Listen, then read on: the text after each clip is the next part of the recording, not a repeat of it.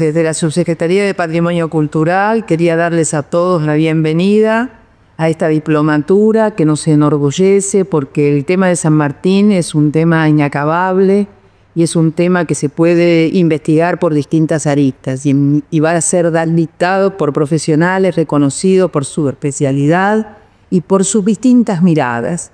Esto es para aprovecharlo para toda la comunidad y para que el nombre de San Martín, su vida, su historia, de verdad, la más profunda, aquella que no solamente tiene que ver con la épica de la liberación que constó en este gran personaje, sino también otros aspectos menos conocidos, menos relatados, que hablan de un personaje sin fisuras, que siendo militar tenía un objetivo político determinado y lo cumplió hasta sus últimas consecuencias, sin ningún protagonismo, sin ninguna necesidad de mantener alto su ego, capaz de renunciar cuando sabía que tenía que hacerlo. Así que, qué mejor que empezar con San Martín y tomarlo en buena medida como modélico de tantas cosas, de tantos aspectos y de tantas alegrías que nos dio aún desde el exilio.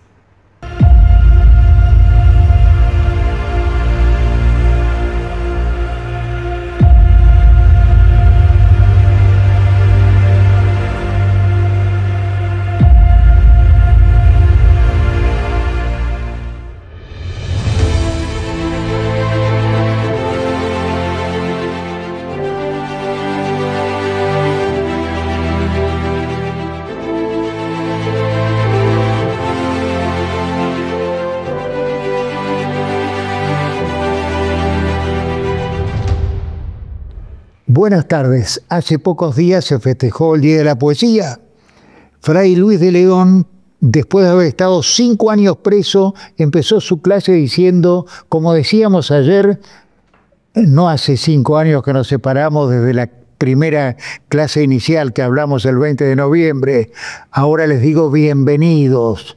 Bienvenidos, sumamente satisfechos desde quien les habla y todo mi equipo, por la cantidad de inscritos. Ha sido una ola de inscripciones, miles de inscripciones para conocer a San Martín o para rememorar a San Martín, no importa.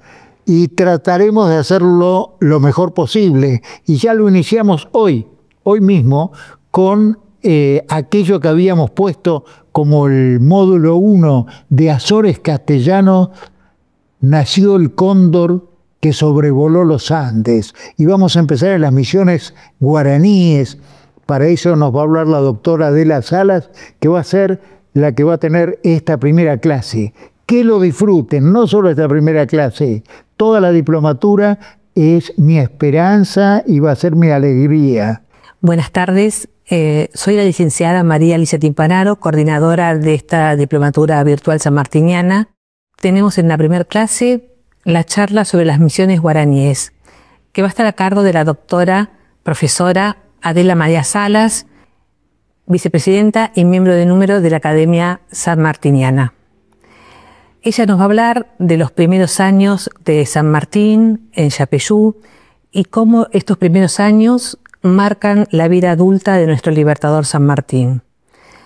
La segunda parte de la clase va a estar a cargo del señor Sergio Rasco, documentalista, y nos va a hacer una presentación acerca de fragmentos del archivo documental que él realizó sobre el proyecto de misiones jesuitas. Los dejo con la clase, los veo al final de la misma. Buenos días, vamos a dar inicio a la diplomatura virtual sanmartiniana, de su primer módulo. Esta clase se titula De las ruinas de las misiones jesuíticas a los primeros años de Don José de San Martín. Para comenzar, permítanme que hable primero sobre la historia y lo que es la historia y cómo se reconstruye, cuál es el trabajo del historiador. La historia se hace con fuentes y eso lo tenemos que tener muy claro. Cuando uno reconstruye la historia se reconstruye desde el presente del historiador, pero a partir de las fuentes de época. El historiador busca conocer desde dentro cómo pasaron los hechos, los procesos, los tiempos de larga duración. La historia tiene dos ejes, el tiempo y el espacio, y eso vamos a tenerlo en cuenta en las clases, en estas clases de la diplomatura. Dentro de la historia hay un género que es el género biográfico, que tal vez, bueno, no, es el más antiguo de la historiografía. El género biográfico se remonta a tiempos grecorromanos y trata de reconstruir el curso vital de una persona desde su nacimiento hasta su defunción. Obviamente, a veces nos faltan fuentes para reconstruir esto.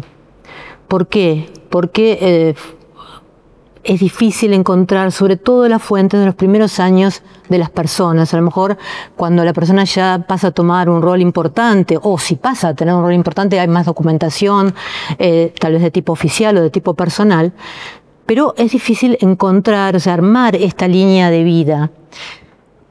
Es importante tener en cuenta el lugar y la fecha de nacimiento. ¿Por qué? Porque no es lo mismo nacer en Jujuy que nacer en Comodoro Rivadavia, no es lo mismo nacer en Yapeyú, no es lo mismo nacer en 1778 o en 1880 o en el 2008. Entonces, tenemos problemas, y sobre todo problemas para estudiar la infancia. Hay estudios de la infancia, sobre todo a partir de un historiador francés llamado Philippe Arié, que se ha acrecentado ese estudio de la infantología, y sobre todo por el avance de la psicología, que le empieza a dar importancia a la niñez como repercusión a la vida de la persona cuando es adulta. Quiero hacer notar que uno de los trabajos más antiguos de la infancia de San Martín fue hecho por el fundador de acá del instituto, José Pacífico Otero, que en una entrevista, es una entrevista radial que está en texto y habla de toda la infancia de San Martín, estos primeros años en América. Dicho esto, y teniendo en cuenta los problemas que tenemos como historiadores, vamos a ver el momento que nació en San Martín, el mundo en que nació en San Martín. Yo les decía que es importante saber, bueno, el tiempo y el espacio. Y en cuanto al espacio, uno tiene que ver todo el mundo y el mundo que giraba en torno a este nacimiento de San Martín. Es el siglo XVIII, es un siglo interesantísimo, porque es un siglo donde ya el mundo ya está conocido, pero también hay un afán de conocimiento, de un conocimiento científico. Es un siglo de exploraciones, un siglo de cosmopolitismo, es un siglo también de individualismo y de vena proyectista, o sea, la gente se proyecta hacia el futuro. Y en ese contexto también es un siglo de revoluciones. Y esto es muy importante marcarlo porque el siglo XVIII es el siglo de la Revolución Industrial, que cambia el mundo, el siglo de la Revolución Francesa, que trae repercusiones en todo el mundo, el siglo de la Revolución Norteamericana, y luego también los últimos años del siglo XVIII es la parte, digamos, de las primeras revoluciones o pre-revoluciones que después van a dar origen a las revoluciones hispanoamericanas en el siglo XIX. Entonces San Martín nace en medio de este mundo, un mundo que yo quiero aclarar algo. Había mucha comunicación y sobre todo dentro de este imperio español en el cual nace don José de San Martín. En esta carta geográfica de las provincias de la gobernación de Río de la Plata, Tucumán y Paraguay, se ve perfectamente lo que se llama la región del Guairá. En esta región de Guairá nace don José de San Martín. Esta región de Guairá va a ser evangelizada por los padres de la Compañía de Jesús. Vamos a ver que toda la región del noreste va a conformar lo que se llaman las misiones y pueblos guaraníticos. En este mapa de las misiones se ve exactamente la expansión de las misiones. Y en este siguiente vamos a ver dónde se encuentra Yapeyú, en la provincia de Corrientes, sobre la margen derecha del río Uruguay. Y vamos a ver que Yapeyú fue una de las misiones jesuíticas. Fue fundada en 1627 por el padre Pedro Romero, también en época del provincial Durán Mastrillo, Y se considera, o sea, según los testimonios jesuitas, el padre, el santo, padre San Roque González de Santa Cruz, recorrió la zona antes de la fundación y fue el primero que hizo contactos con los aborígenes de la zona. Se forma esta misión jesuítica, sobre el río Uruguay, sobre la margen derecha. La palabra Yapeyú quiere decir río de piel amarilla o fruta madura. Y actualmente se encuentra en el NEA argentino, en lo que nosotros llamamos la Mesopotamia. El medio geográfico era antiguamente la selva, los bosques y la sabana, con un clima subtropical y con abundantes precipitaciones. La economía de esta región es fundamentalmente ganadera desde la época de las misiones hasta ahora, aunque últimamente Yapeyú ha enfocado la economía con el turismo cultural. En 1817, el mismo año que José de San Martín comienza el cruce a los Andes, los brasileros, al mando del brigadier Chagas Santos, queman Yapeyú, la destruyen, justo el mismo año que San Martín iniciaba su cruce de los Andes. Se destruye Yapeyú y los testimonios posteriores que encontramos, incluso de un francés que recorre la zona, es que Yapeyú se había transformado totalmente y se había cubierto de bosques. Por eso es muy importante las tareas que hacen los historiadores y los arqueólogos para poder reconstruir también los sitios históricos. Quiero detenerme un poco en lo que fue Yapeyú en tiempos de las misiones. ¿Por qué? Porque en tiempos de las misiones hay un crecimiento impresionante de Yapeyú. Crece exponencialmente en cuanto a la población, pasa de 2.900 personas a 8.500 y pico. Hay un crecimiento poblacional, hay un crecimiento económico, es un centro ganadero donde va a haber cerca de 50.000 cabezas de ganado con diferentes estancias. Y hay una descripción muy linda que hace el padre Antonio Sepp, un padre jesuita que recorre, o sea, que llega a Yapeyú, justamente hace un viaje de Buenos Aires a Yapeyú, y que cuenta qué es lo que ve cuando llega a Yapeyú. Y él dice exactamente, del otro lado del río veíamos un pueblo muy hermosamente situado, sobre una loma, con su campanario y su iglesia, con sus viviendas de los padres y con el trazado de las calles y callejas, de las casas y chozas donde vivían los indios conversos. Y él describe con detalle, fundamentalmente, su tarea como músico y cómo se desarrolla, cómo le dan la bienvenida, cómo se desarrolla la parte musical, que también es importante porque él marca cuál es el potencial de Yapeyú. Seguidamente, otro padre jesuita, el padre Cardiel, recorre todas las misiones y él hace un análisis de las misiones en general, deja una descripción muy interesante de las misiones, donde nos cuenta que en cada una de estas misiones vivía entre 1.000 y 1.500 familias.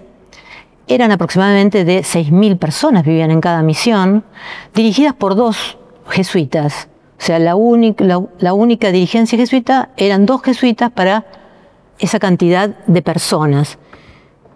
Aproximadamente se calcula 6.000 personas, es lo que dice Cardiel, por misión, aunque en el caso de Yapeyú llegaban a 8.000.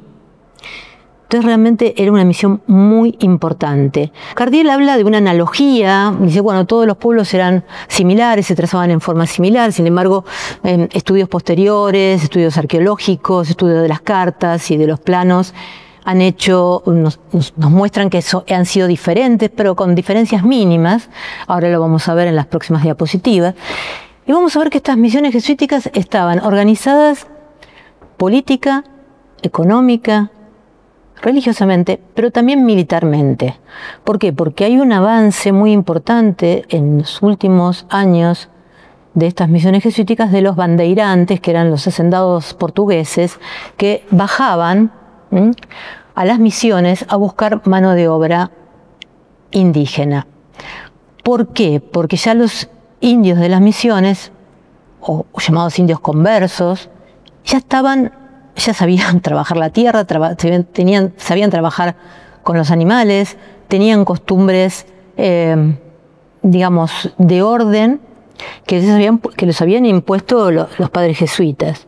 Entonces atacaban esas misiones y se llevaban prisioneros a indios para hacerlos trabajar en las plantaciones. Se organizan lo que se llama los ejércitos guaraníes. Hay diferentes descripciones importantes, como era la forma de la plaza, que lo vamos a ver en la siguiente diapositiva. Vamos a ver algunas imágenes de dos misiones, el plano de San Juan Bautista y seguidamente el plano de la Candelaria. ¿Qué pasa con Yapeyú en el momento de la expulsión de los jesuitas? ¿Qué pasa con las misiones después de la expulsión de los jesuitas? Sabemos que los jesuitas son expulsados de Europa y de América, del territorio español, por la Real Pragmática del año 1767 de Carlos III, y es Bucareli el que se dedica a expulsar exactamente a los jesuitas de Yapeyú. Claro, había que organizar de nuevo la zona. Esos pueblos que estaban organizados, que vivían en orden, debían ser organizados, por un lado religiosamente, y se le pidió colaboración a los franciscanos, pero por otro lado también se los organiza administrativamente y militarmente, organizando 2 gobernaciones, una administración económica y 3 tenientes de gobernadores. Uno de estos tenientes gobernadores estaba a cargo del departamento de Yapeyú. El departamento de Yapeyú comprendía diferentes pueblos: La Cruz, Santo Tomé, San Borja y Yapeyú. Yapeyú era la capital porque era el centro el centro más importante económicamente. Es aquí cuando Juan de San Martín, en el año 1774, es nombrado como teniente gobernador de Yapeyú. San Martín se instala en las antiguas construcciones que correspondían a las viviendas de los padres jesuitas, y ahí se instala con su familia. Justamente unos años antes, en 1770, había comenzado la epidemia de viruela, que duró varios años, pero que diezmó la población de esta misión y las misiones aledañas. La misión de Yapeyú pasó de tener 8.000 y pico de personas a 3.000. Realmente la viruela hacía estragos y era también uno de los problemas que Juan de San Martín y su familia debía sobreponer. Juan de San Martín organiza entonces también un ejército con guaraníes. Esos ejércitos que ya había organizado los padres jesuitas para llevar a cabo lo que se llaman las guerras guaraníticas, Juan de San Martín lo organiza ahora con 550 guaraníes para defender a este departamento no solo de los bandeirantes, sino también de los llamados indios enemigos, que eran minuanes, charrúas, que trataban de atacar también a las misiones. Algo que me parece muy importante es que en el momento que los jesuitas se van de la misión de Yapeyú, se realiza un inventario. Yo creo que este inventario es muy importante para estudiarlo detenidamente, porque enumera exactamente todo lo que había en la misión de Yapeyú. Desde la iglesia, los ornamentos de iglesia, pero también las cabezas de ganado, los diferentes tipos de ganado, la diferente edad que tenían cada ganado.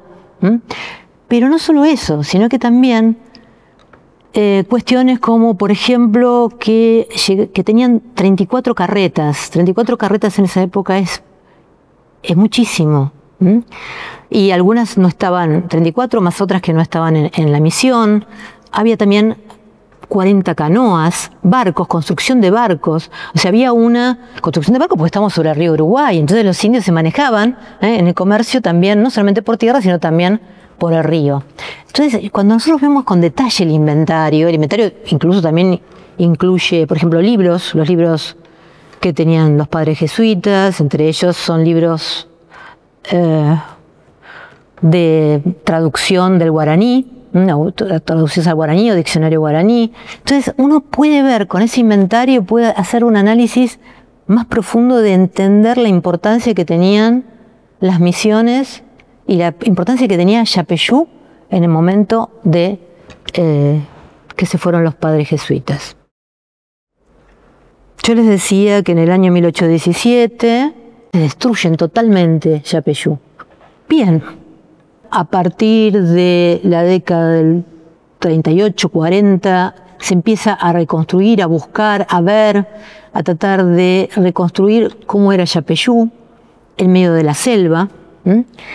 Hoy día, Yapeyú, les dije que es muy interesante porque tiene un turismo cultural importante que gira alrededor de la figura de San Martín y alrededor de la importancia que tenía esta misión jesuítica. Por eso es importante que, si alguna vez pueden ir a Yapeyú, vayan al Museo Histórico Sanmartiniano, que tiene algunos elementos, más bien tiene varias réplicas, pero no se explican bien cómo era la vida en las misiones y los primeros años de San Martín y el resto del crucero de los Andes y todo el ciclo vital de San Martín. Esto entre otras cosas, porque yo creo que vale la pena. Incluso hay en YouTube un video sobre Yapeyú muy completo que se puede ver porque uno puede hacer una especie de visita virtual, que eso te lo recomiendo para completar un poco la clase porque no me quiero detener en esto. Muy bien, el árbol genealógico de San Martín, creo que lo conocemos todos, no me voy a poner a detallar. Pero sí es importante saber que se ha estudiado mucho y con detenimiento el tema de la filiación de don José de San Martín. Incluso uno de los historiadores, miembros del instituto, el Isidoro Ruiz Moreno, ha estudiado esta filiación con detalle, con los documentos, y se ha hecho un documento que el mismo instituto lo hace en el año 2008, donde explica todas las fuentes que existen para afirmar cómo era la filiación de San Martín. Los padres de San Martín, Juan de San Martín y Gregoria Matorras del Ser, no voy a hablar de la vida de ellos, pero quiero decirles algunas cuestiones importantes sobre ellos, para que podamos entender cuál era el impacto que podía tener en un niño un padre como Juan de San Martín. Juan de San Martín, que tiene una carrera en España, que empieza en la carrera en España, que nace en Palencia, muy cerca, a 20 kilómetros de donde nació también su futura esposa, eran de la misma zona de España. Juan de San Martín tiene una carrera en España y cuando va a cruzar el Atlántico tenía una foja muy destacada. Llega a Río de la Plata y le van a dar diferentes responsabilidades que él las cumple sobremanera. Me parece importante saber, por ejemplo, que primero, lo nombran para adiestrar el batallón de milicias españoles, de los voluntarios españoles. Luego, la función que cumplió en el bloqueo de Colonia de Sacramento, tomada por los portugueses. Y luego la disposición de dirigir, de ser comandante del Partido de las Vacas y Víboras en el actual de Uruguay, donde él luchó sobre todo con el contrabando portugués. En el año 74, como ya habíamos dicho, fue nombrado teniente gobernador de Yapeyú, y acá también hace una labor muy importante porque era un lugar de enfrentamiento constante contra los portugueses y contra estos indios, minuanes y charrúas que atacaban a las misiones. Él, cuando ve que el peligro amenazaba incluso a su familia, decide que su familia se mude a Buenos Aires. Lo que quiero rescatar es que él había sido juzgado por actitudes que tuvo contra algunos aborígenes, pero él pidió que por favor que se lo investigara. O sea, hay una búsqueda de tener la foja limpia, ¿no? Y así San Martín, Juan de San Martín, es nombrado después capitán. Me gustaría decir 2 palabras sobre Gregoria Matorras. La biografía de ella la pueden encontrar en la bibliografía que pongo al final, pero quiero decir que me parece que es una mujer muy fuerte, muy decidida, que primero viajar a los 30 años con su primo, hacer su vida, se quedó huérfana muy chica, huérfana de madre a los 4 años, cruza con su primo Jerónimo Matorras y construye con Juan de San Martín una familia de 5 hijos que lleva adelante, acompaña a su marido en todos estos problemas que tuvo que afrontar, tanto en la Calera de las Vacas como también en Yapeyú, mientras criaba a sus 5 hijos. Se muda a Buenos Aires, Juan de San Martín le pide que por favor se mude a Buenos Aires, porque veía que entre la viruela y entre los ataques indios era mejor que la familia estuviera resguardada. Ella tiene mucha iniciativa, era una mujer culta, una mujer que tiene iniciativa para defender a su marido, para que le paguen los sueldos, para que se le reconozcan, no solamente acá en América, sino también cuando llegan a España. Es interesante ver, por ejemplo, cómo cuando Juan de San Martín vuelve a Buenos Aires, se enferma y obviamente decide testar la posición de Gregoria Matorras. Gregoria Matorras es como que se hace cargo de todo lo que vendrá. Luego él mejora, van a Europa, vuelve a estar enfermo en España, vuelven a estar enfermos los dos, testan mutuamente y vamos a ver que es una mujer que se la ve fuerte, que se la ve que quiere que se reconozca todo el trabajo que tuvo su marido. Y también es interesante que ella nos deja el testamento y habla de sus hijos. Y quiero hacer notar que cuando habla de José de San Martín, dice que es el hijo que menos gasto les ocasionó. De los hermanos no quiero hablar o expresarme demasiado, simplemente decir 2 palabras. Me interesa mucho la figura de María Elena, porque es la hermana más cercana a San Martín en su infancia y también posteriormente, y es la que San Martín expresamente en su testamento le deja a su hija dispuesto que se le dé a María Elena unos 1000 libras por año para su mantención, y que una vez muerta su sobrina, o sea la hija de María Elena, recibiera 250. Creo que ahí esos son detalles importantes que vemos cómo era la relación entre María Elena y José de San Martín. Y también quiero hacer notar, más allá que los hijos varones todos siguieron carreras militares, seguramente en las clases posteriores vamos a explayarnos sobre estos temas, quiero destacar el hermano más cercano, que es el que lo acompañó en el ostracismo, Justo Rufino, que muere en el año 1832, pero estos años que él está en ostracismo en Europa lo acompaña. Seguidamente vamos a ver un plano de Buenos Aires en el año 1713, que es realmente, a mí me parece bellísimo, pero lo muestro más que nada para ver cómo en este siglo XVIII, siglo de cambio, siglo de mucha transformación, también se transforma la aldea que era Buenos Aires.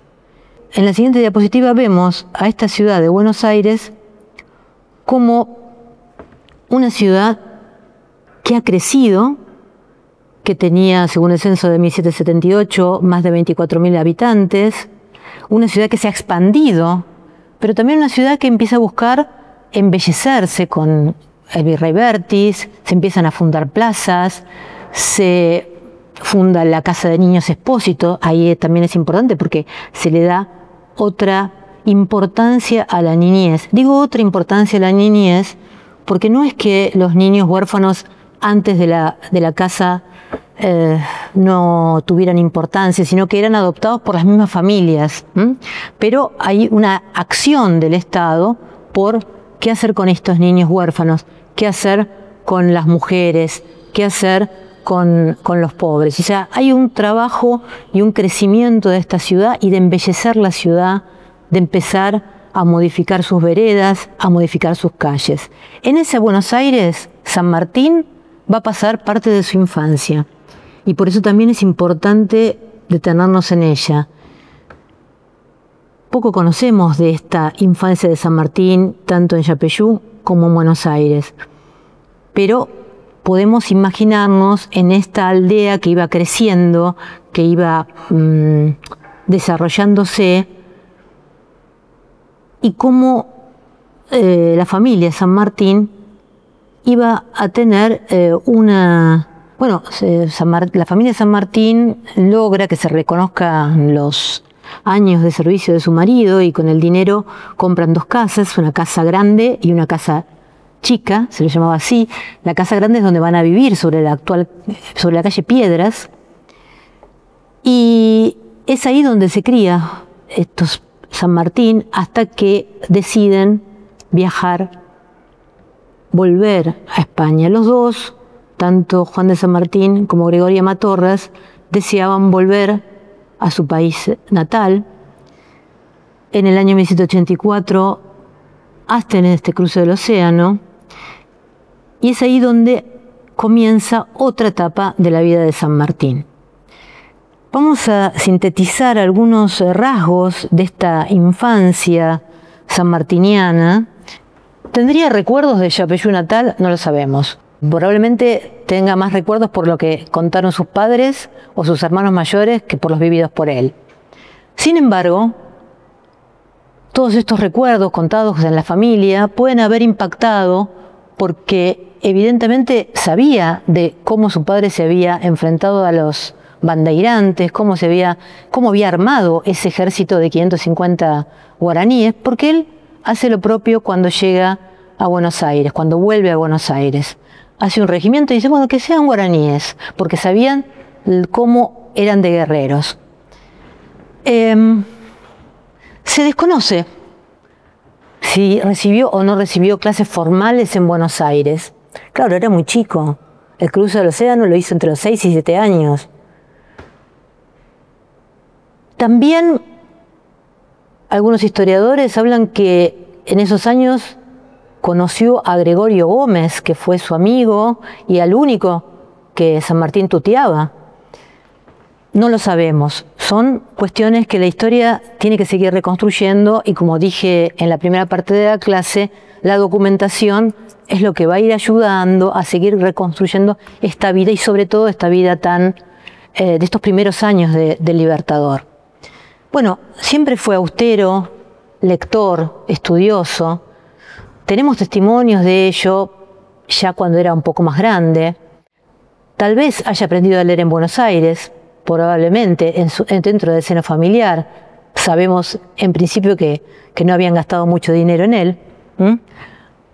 Ahora bien, San Martín repetía, y según lo que habla Mitre, repetía todo el tiempo que podía haberse dedicado a pintar marinas y a pintar abanicos, y con eso se hubiera ganado la vida, dice Mitre. Y yo me pregunto si la pintura la habrá incorporado, tal vez más chico, tal vez más grande. Sabemos, por ejemplo, que después tomaba clases de guitarra, pero ya en España. Pero son hobbies que San Martín fue desarrollando y que siguió desarrollando, como la pintura de marinas, hasta el fin de sus días. Como la lectura, como la lectura.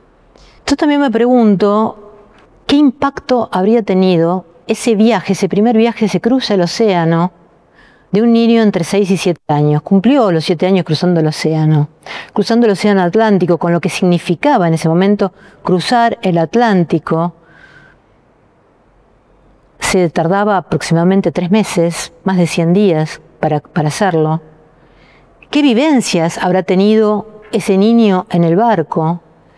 También ese acercamiento al padre y a la madre en estas charlas que van a repercutir en su forma de ser y en su quehacer diario. En estas placas siguientes yo les he puesto un listado de bibliografía de referencia y donde ustedes pueden encontrar bibliografía a la que me he referido en forma tangencial y que puede ser encontrada acá en el Instituto Nacional Sanmartiniano. Bueno, para terminar quería decir unas palabras finales y volver al principio. La tarea del historiador es ardua. La tarea del historiador tiene que basarse en fuentes y es muy difícil reconstruir las infancias. Si bien yo les decía al principio de la clase que en los últimos años se le ha dado importancia a la infancia, a estudiar las infancias, tanto en Europa como en América, vamos a ver que estas no es tan fácil reconstruirlas. ¿Por qué? Porque las fuentes no la emanan el propio individuo, sino que le emanan los adultos. Entonces es a veces más difícil o complicado, tiene sus bemoles, y en el caso de San Martín no hay tantas fuentes, y las fuentes que han juntado todos los historiadores nos sirven para reconstruir y para hacernos muchas preguntas sobre esta infancia. Quiero terminar agradeciendo al Instituto Nacional Sanmartiniano, a sus académicos y también a los funcionarios que me han ayudado para que esta filmación se lleve a cabo. Muchas gracias.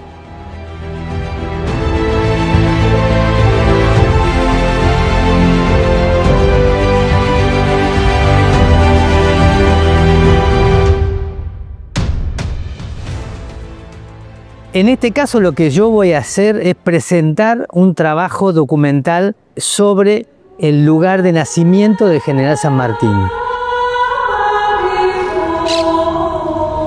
Yo me dedico específicamente al tema misiones jesuíticas en América desde hace más de 35 años, y esto surge cuando abordamos la misión jesuítica de Yapeyú, en la provincia de Corrientes.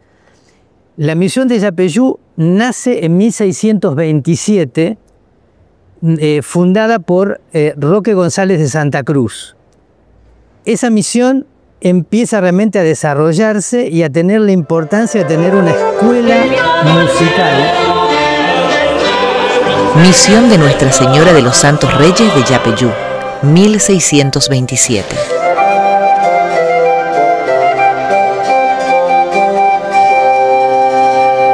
De los 4 pueblos ubicados en Corrientes, Yapeyú fue el primero que se fundó en ese territorio. Su origen se debió a la iniciativa misionera del padre Roque González de Santa Cruz. En 1626, el padre provincial Mastrilli Durán relata cómo se fundó la misión de Yapeyú. Me determiné ir en persona con el padre Roque y el padre Pedro Romero y dar principio de fundación con los indios que hallase. Fue el 4 de febrero de 1627. Quedando como sacerdote en la misión, el padre Pedro Romero. Estratégicamente cumplían la misión de aduana. Era un paso obligado de la gente que venía del norte hacia Buenos Aires. Eso le permitió crecer económicamente y culturalmente.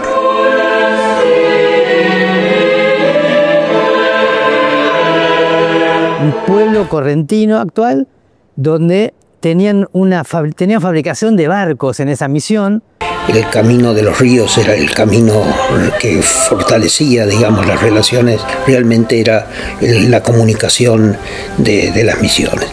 El territorio oriental del Uruguay había sido abandonado por las misiones de guaraníes del Tapé ante la irrupción de las bandeiras de San Pablo a fines de la década de 1630. Luego de su reubicación, para 1630 más o menos, comienzan a pensar en algunas actividades que ya no estaba la preocupación del traslado. Tras un periodo de calma, las misiones y especialmente las reducciones de Yapeyú, La Cruz y Santo Tomé ocuparon con estancias parte de ese territorio. por ser la sede de la vaquería del mar y de las principales estancias que existían, donde se producía el ganado, que era la base alimentaria y económica principal de toda la estructura de las misiones. Recordemos que el alimento cárnico era fundamental para el mantenimiento de esa alta demografía que llegó a tener alrededor de 140.000 personas en las misiones. Cartas anuas nos hablan más o menos para 1637-39 de la organización de una nueva iglesia con mayor capacidad, con tirantes y columnas de madera.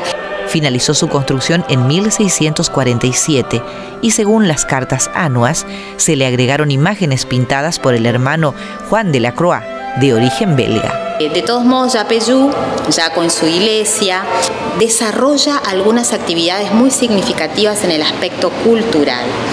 Pero en 1691 llega el padre Anton Sepp, austríaco, músico. Yo tengo los libros de Sepp, escritos en 1691, donde cuenta su viaje por el río Uruguay, cómo viajaban arriba de una jangada con chocitas de madera, tocando su instrumento, cantando y llamando la atención de todos los otros guaraníes. Hablar de las escuelas de arte.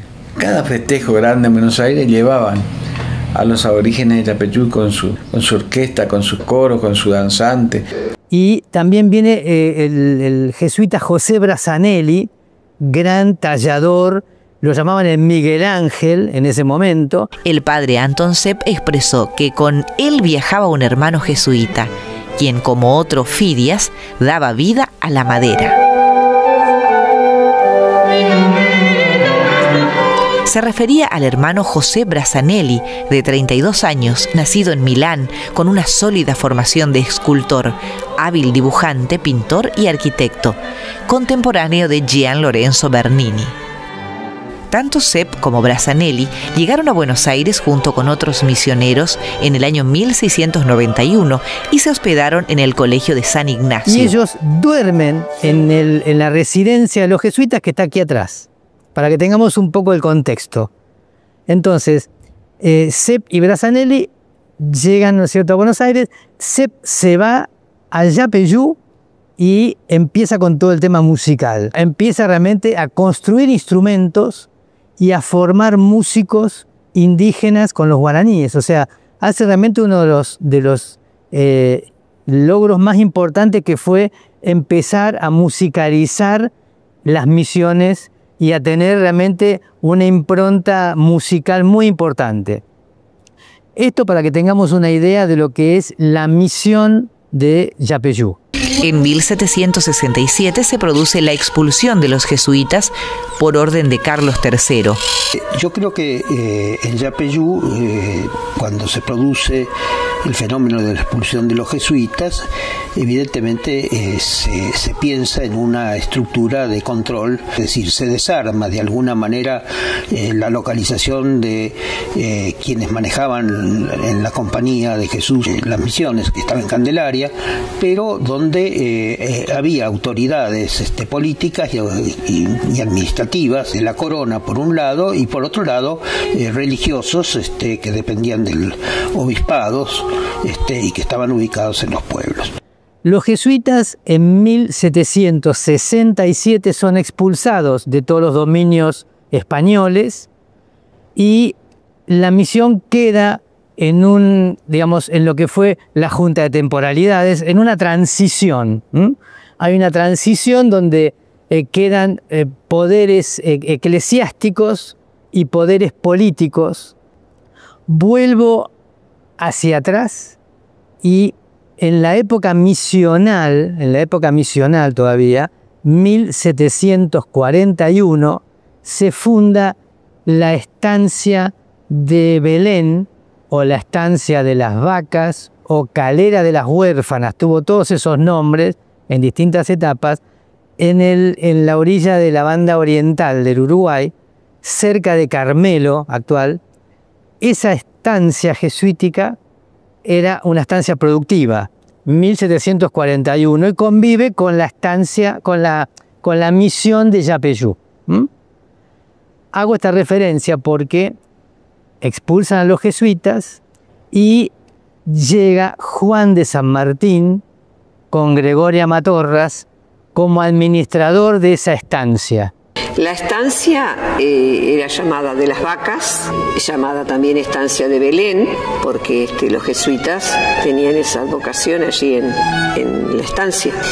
Fue una estancia jesuítica fundada en 1741 por la Compañía de Jesús. La imagen de la Virgen, que era la Virgen de Belén, se encuentra en Carmelo con el nombre de la Virgen del Carmen. La imagen que están visualizando en el centro del altar mayor es una talla de vestir que era venerada en la calera de las huérfanas, o sea, en la estancia de Belén, cuando estaban los jesuitas, era venerada como Nuestra Señora de Belén.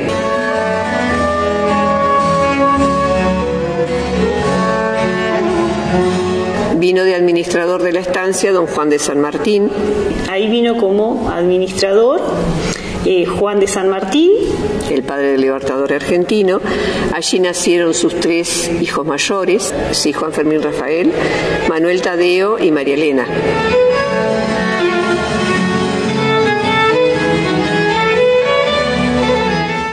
Vamos a traer a la familia San Martín muy cerquita de lo que es Yapeyú. El gobernador de Buenos Aires decide dividir el territorio misional en departamentos. Entonces divide en un departamento, que es el departamento de Yapeyú, y primero trae a un teniente gobernador y un segundo teniente gobernador es nombrado a Juan de San Martín, que viene con su familia, o sea, viene con sus 3 hijos a vivir a Yapeyú. A Yapeyú, quedando la estancia allí de Belén en manos de una congregación de religiosos que sostenían el hogar de las niñas huérfanas de Buenos Aires. Y por eso llega a nuestros días con el nombre de Calera de las Huérfanas. Don Juan de San Martín fue el segundo teniente gobernador que tuvo el departamento Yapeyú. Llega en 1775 con su familia, doña Gregoria Matorras y 3 hijos nacidos en la banda oriental, en la estancia jesuítica La Calera de las Vacas.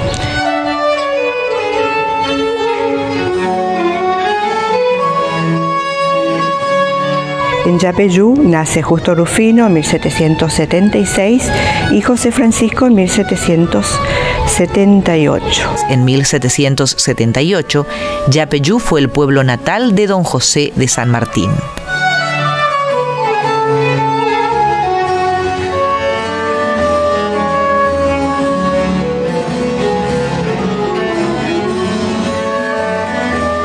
Fue nuestro libertador el 5º hijo y el menor del matrimonio San Martín. Ahora, él como teniente gobernador, ya con una jerarquía de que se lo da por supuesto la corona española, él llega a Yapeyú para hacerse cargo de ese lugar como teniente gobernador. Ahora, ¿dónde la lógica, dónde va a vivir esa familia? A lo que era la residencia y el colegio de los jesuitas, que habían dejado en 1767. No había pasado tanto tiempo, pero todavía estaba en pie. En ese contexto nace San Martín. Vamos un poco más adelante, nos vamos ya a 1817, donde hay una disputa de todo el territorio de las misiones y hay un ataque desde Brasil de Chagas Santos, de un general, que deciden ir a destruir lo que fueron las misiones jesuíticas. También Gaspar de Francia desde Paraguay hace lo mismo y van a destruir lo que eran realmente las misiones. Estamos hablando en 1817.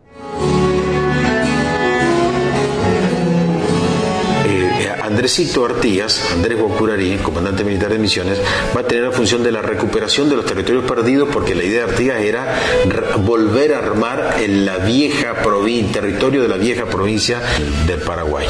En esos enfrentamientos, en 1817, después de haber intentado infructuosamente Andresito de recuperar el pueblo de San Borja, que era la capital de Das Missões en Brasil, los brasileños en 1817 cruzan el río Uruguay y con su jefe, el mariscal Francisco de Chagas Santos. Francisco de Chagas Santos, militar portugués, destruye e incendia la misión de Yapeyú en febrero de 1817. Destruyen sistemáticamente todos los pueblos que estaban sobre el Uruguay, desde Yapeyú hasta los pueblos del norte de Misiones.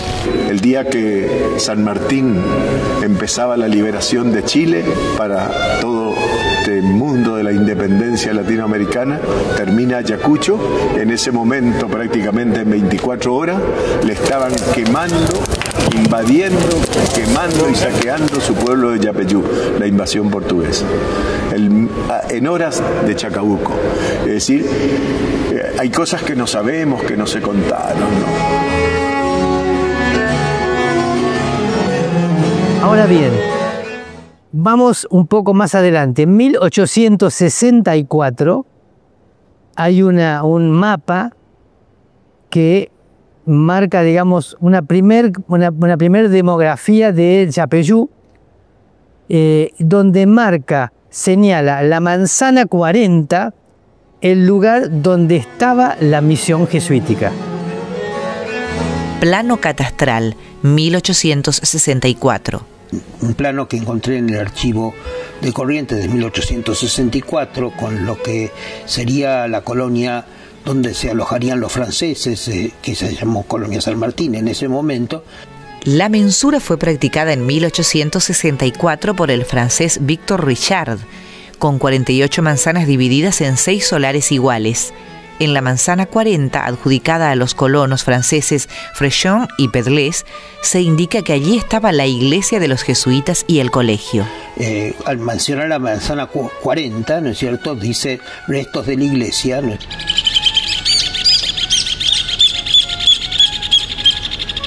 Con lo cual claramente marca el lugar donde estaba el colegio y por lo tanto el lugar donde naturalmente debió haber nacido San Martín.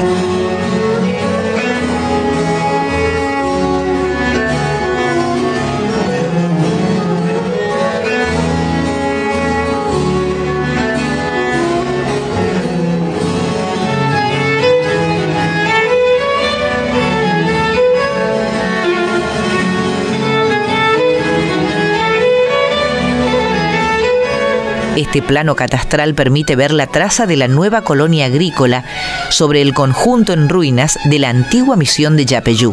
Inclusive se lo lotea de la misma manera que se lotea el resto de las manzanas, es decir, prácticamente con 6 lotes por manzana, y esto despreciaba de alguna manera las evidencias o los restos que quedaban. Y la manzana 18, donde había vestigios de las casas de indios de esa misión.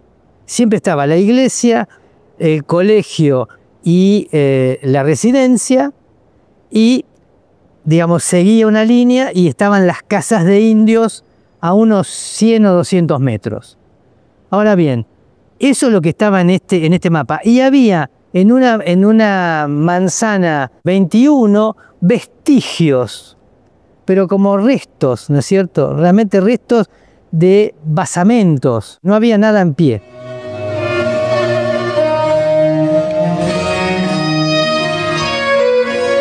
Y esto es un hecho que sin duda ha generado una transformación de la valoración del espacio y de la historia también distinta. Sobre todo esto se ve cuando a fines del siglo XIX alguna autoridad militar que existía en el pueblo organiza toda una serie de homenajes a San Martín, Y por una parte resuelven en 1899, 1900 la construcción de una nueva iglesia que va a ser colocada también en la plaza, pero en otro lugar diferente al que era el templo tradicional, es decir, no hay una búsqueda de perfeccionamiento de lo que existe, sino que hay más que nada una independencia respecto a la que significa, o una autonomía, si se quiere con mayor claridad, a lo que significa el propio trazado del pueblo misionero respecto a la ocupación que se ha hecho ya desde mediados del siglo XIX por colonos, a los cuales se les ha distribuido lotes de terreno con independencia de la traza de la propia misión jesuítica. Y esto genera, bueno, no solo la iglesia, sino también un monumento a San Martín y la creación de una escuela sobre lo que era la antigua iglesia de la compañía. Sobre las ruinas de la iglesia jesuítica funcionó una escuela secundaria, el Colegio Maipú. Y entonces aparece la idea de historiadores correntinos como Hernán Gómez o también el padre Maldonado, que pasó por Yapeyú un tiempo, de crear un sitio donde se pudiera simbólicamente señalar el lugar de nacimiento de San Martín. Tal cual, para ratificarlo como lugar y como sitio de nacimiento, se le agrega un enorme templete hecho oficialmente por el Ministerio de Obras Públicas en la década del 30 y que marca, digamos, la persistencia de esta valoración simbólica que no responde a una realidad histórica concreta y documentada. Existe un estudio del arquitecto Vicente Nadal Mora que realiza como resultado de un viaje a las misiones de Yapeyú y San Ignacio Miní en 1949. Nadal Mora era un español dibujante, un excelente dibujante realmente, que colaboró tempranamente, en los años 40, en la dirección de arquitectura dentro del Ministerio de Obras Públicas. En los años 40, cuando se crea la Comisión Nacional de Monumentos, Mario Busquiazo, el arquitecto Neto, el arquitecto Vilar, hijo de Leoné Matiz, ¿no es cierto?, de Vilar, son quienes están trabajando sobre los monumentos históricos con la recientemente creada Comisión de Monumentos Históricos. Y por lo tanto, uno de los dibujantes, el principal, si se quiere, era Nadal Mora, Vicente Nadal Mora. Y va a colaborar muy directamente con Busquiazo y con Oneto en el caso de San Ignacio Miní, y él evidentemente pasa por año 49, aparentemente, por Yapeyú. Nadal Mora dibuja y reconstruye la misión jesuítica con una vista aérea en perspectiva y trata de hacer una interpretación de lo que pudo ser, tomando por supuesto la manzana 40 como referencia de la localización de la iglesia, y recrear a su manera, con una visión más del neocolonial que una visión de lo que efectivamente eran las iglesias de los jesuitas, una idea de cómo debió ser el pueblo, cómo debió ser la misión.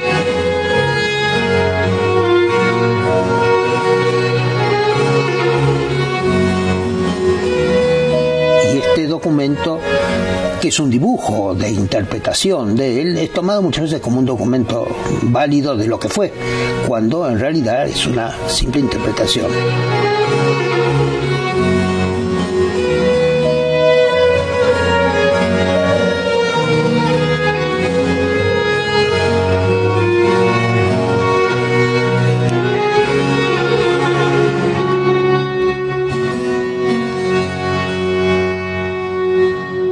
El lugar es a 100 metros de donde está el templete, donde estaba emplazada la iglesia, al lado estaba el colegio y la residencia de la compañía, y que además se han hecho trabajos en el centenario en 1978, se hacen excavaciones, se encuentra el piso de la iglesia con baldosas octogonales, y además se encuentra el baptisterio y la pila bautismal, donde seguramente fue bautizado San Martín.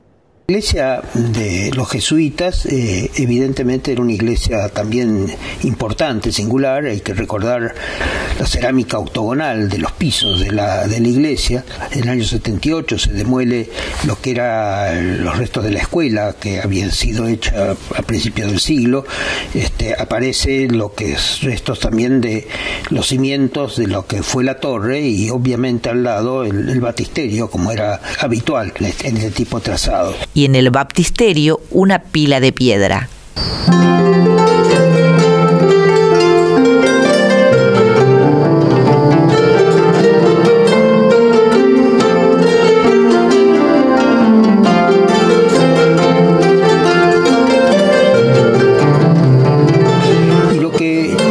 Lleva entonces a pensar de que lógicamente este es el lugar donde debió ser bautizado San Martín en términos del corto tiempo del cual él vivió allí, ¿no es cierto? Sin ninguna duda habrá sido un hecho indudablemente importante. Por lo tanto, hace que sea necesario y quizás uno deba en esto sentir la importancia de integrar los procesos históricos, es decir, lo que significa en la época colonial las misiones jesuíticas como un hecho absolutamente singular dentro de la cultura del continente sudamericano, por una parte. En segundo lugar, también saber valorar, como hicimos en el año 78, cuando fue el bicentenario del nacimiento de San Martín, la creación, la valoración del sitio de donde estuvo la iglesia, con la instalación al costado de lo que fue el Museo de la Cultura Jesuítica, que llevaba el nombre del padre Guillermo Furlong. El 30 de marzo de 1978 se inauguró el Museo de Cultura Jesuítica Padre Guillermo Furlong. Lleva el nombre del sacerdote jesuita contemporáneo, reverendo padre Guillermo Furlong. Por lo tanto, creo que esta ambivalencia de dos hechos históricos no deben ser presentados como hechos en competencia, sino como hechos de colaboración y de integración de un proceso cultural donde siempre San Martín manifestó su nacimiento en Yapeyú y siempre manifestó muchas de las ideas que estaban planteadas allí en lo que significaba integración cultural, de valoración de ciertos lugares propios.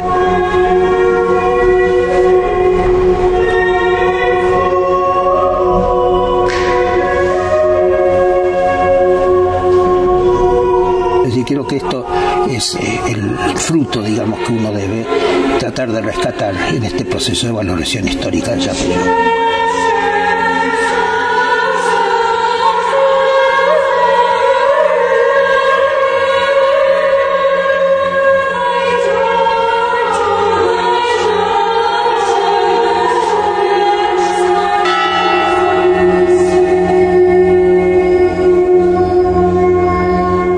A mí lo que me resta es decir la importancia que tuvo hacer esta secuencia fue, yo pocas veces hago etapas post-jesuíticas.